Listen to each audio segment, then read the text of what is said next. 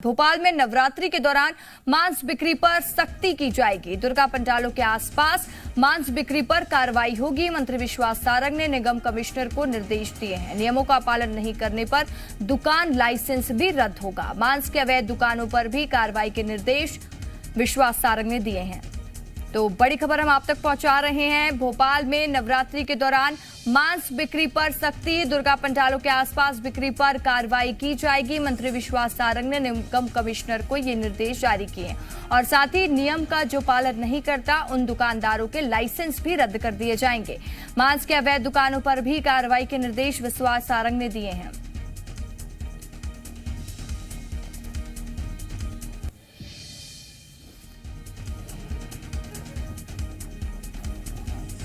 तो शारदीय नवरात्रि शुरू होने वाली है,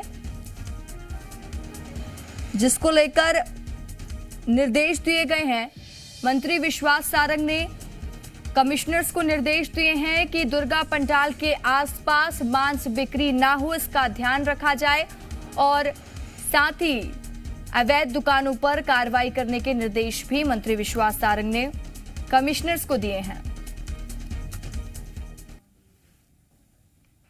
तो हम आपको बता दें कि नवरात्रि की शुरुआत होने वाली है और इसको लेकर सरकार एक्शन मोड पर है, जहां दुर्गा पंडालों के आसपास मांस बिक्री ना हो, इसका ध्यान रखा जाएगा और मांस बिक्री होने पर कड़ी कार्रवाई की जाएगी और साथ ही अवैध दुकानों पर भी कार्रवाई के निर्देश दिए गए हैं। मंत्री विश्वास सारंग ने निगम कमिश्नर को निर्देश जारी किए हैं। तो इस वक्त का बड़ा अपडेट हम आप तक पहुंचा रहे हैं। मध्य प्रदेश में बड़ा एक्शन लिया जाएगा अगर दुर्गा पंडालों के आसपास मांस की बिक्री की जाती है तो। शारदीय नवरात्रि शुरू होने वाली है सोमवार से, जिसको लेकर मंत्री विश्वास सारंग ने निगम कमिश्नर को कई तरह के निर्देश जारी किए हैं और साथ ही कहा है कि नियम का पालन जो दुकानदार नहीं करता है उस पर कड़ी से कड़ी कार्रवाई की जाएगी, क्योंकि ऐसे भी पहली घटना सामने आ चुकी है जहां दुर्गा पंडालों के पास मांस की बिक्री का लोग विरोध करते देखे जाते हैं। तो इसको लेकर एक बड़ा फैसला लिया गया है। मंत्री विश्वास सारंग ने निगम कमिश्नर्स को निर्देश जारी किए हैं।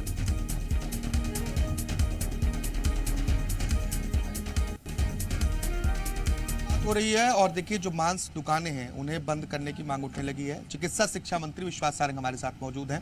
सर, दुर्गा पूजा शुरू हो रहा है, शारदीय नवरात्र की शुरुआत हमने पहले भी निर्देश दिया था और फिर से निर्देश दिया है। आज नगर निगम कमिश्नर को भी मैंने कहा है कि जो अवैध मांस की दुकानें हैं उनको तत्काल प्रभाव से बंद किया जाए और उसके साथ साथ यदि किसी के पास लाइसेंस है तो जो लाइसेंस की शर्तें हैं कि उनको अपनी दुकान को ढककर रखना होगा, कोई भी व्यक्ति वहां से निकले तो उसको दुर्गंध नहीं आनी चाहिए। इस सब व्यवस्थाओं को जो नहीं करेगा उसका लाइसेंस भी कैंसिल करें।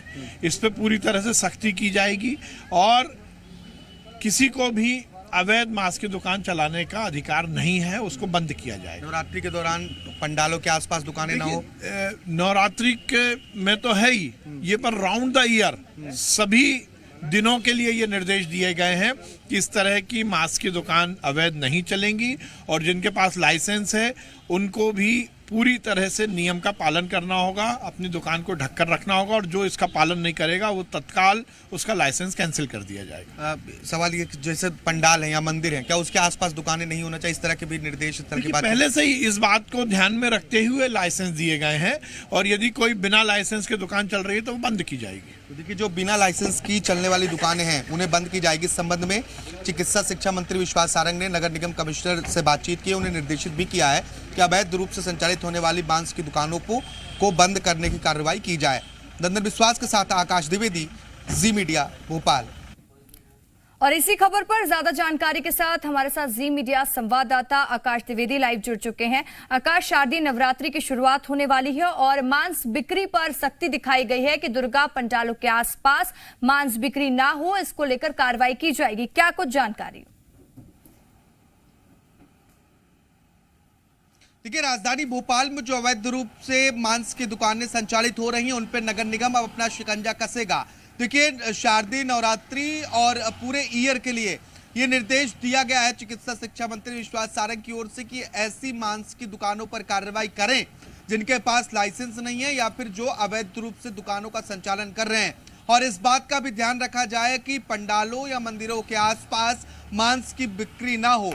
अगर मांस की दुकानों से किसी आने जाने वाले व्यक्ति को परेशानी होती है, उससे दुर्गंध आती है, बदबू आती है, तो भी कार्रवाई की जाएगी, क्योंकि लाइसेंस के अनुसार जो नियम निर्धारित की गई है उस नियम के अनुसार ही जिनके पास लाइसेंस है वो मांस बिक्री कर सकेंगे।